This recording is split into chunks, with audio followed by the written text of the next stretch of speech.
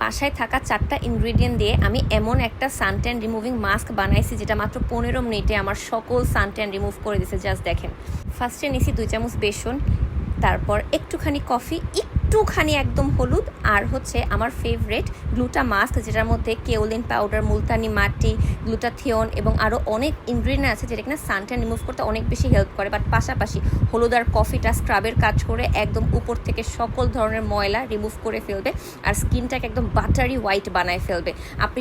আপনি সানস্ক্রিন যদি না লাগান, মানে লাগাতে ভুলেও যান, তারপরও কিন্তু এই সানট্যান মাস্কটা আপনার সকল ধরনের রোদে পোড়া দাগ দূর করে স্কিনটাকে একদম ইনস্ট্যান্ট, আপনি দেখবেন 15-20 মিনিট একদম একটা 2-3 শেড ব্রাইট হয়ে গেছে এমন একটা টোন দেখতে পারবেন আপনার বডিতে।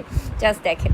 আর এই প্যাকটা কিন্তু আপনি ফেসে, হাতে, পায়ে, গলায় প্রতি সপ্তাহে একবার করে লাগাতে পারবেন। দেখেন, জাস্ট শাওয়ার করে আসলাম আর that's my look without any filter, any edit, nothing.